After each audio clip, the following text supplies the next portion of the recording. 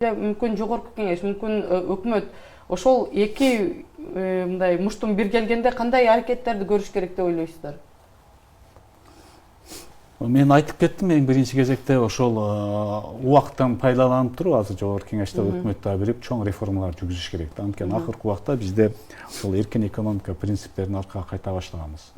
Өткөндө эле бизде депутаттардын тобу салык кодексине өзгөртүүлөр киргизиш боюнча чыгарды эле, мына ишкерлер баары каршы чыгып, биз депутаттарга каршы чыгып оңдоп кылышты. Акыркы мына дагы бир инициативасы депутаттардын улуттук банк аркасында турат, баягы акча алмаштуу жайларды жабуу боюнча. Ошол жерлерде буларды түп тамырынан каршы чыгып, буларга токтотуш керек, кайра көбүрөөк эркиндик бериш керек да. Мүмкүн болушунча азыркы убакта өкмөттө өзүнүн мына керек эмес структуралары бар.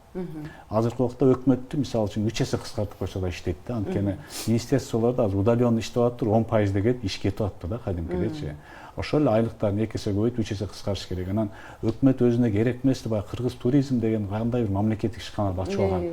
Бир жылда 60 миллион акча кетет экен. Ошолорду жебиш керек. Анткени туризм тармагында өздөрү айтат да, бизге эч кереги жок бунун депчи. Негизи эле Кыргызстанда кайсыл тармакка мамлекет киришпесе, ошол тармак жакшы өнүгүптүр да. Мен буга чейин мисал катары айтып кетейин. Мисалы үчүн мен 5-этажда жашайм.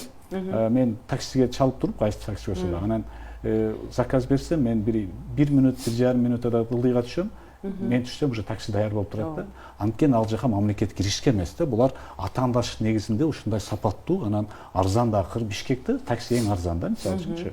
Ошон үчүн мен ойлойм, мамлекет кайсы жака киришпесе, ошол жак өнүгөт экен да. Бизде туризм өнүккөн, анткени салыштырмалуу Өзбекстан, анткени Казакстанга, анткени мамлекет киришпейт да. Башка жакта ошондой негизи эле өнүккөн мамлекеттердин тарыхын карап көрсөк, ошо кайсы мамлекет ошо жарандык коомго экономика эркиндик бергенде ошол өнүгөт экен да. Биз ушуну өкмөткө жеткире албай атты эле. Азыркы убакта мен ойлойм, шартта колдонуш керек дагы, баягы мамлекет текшерүү органдарын баарын жоюш керек. Ишкерди бир гана салык инспекция текшериш керек. Эгер салык менен соцфонд төлөдүңбү, башка эч ким иши болбош керек да. Мына ошондорду, ошол реформаларды биз жүргүзүп алыш керек. Ушу жагдай менен алып келчү. Мен ойлойм, шарт ушуга алып келди да.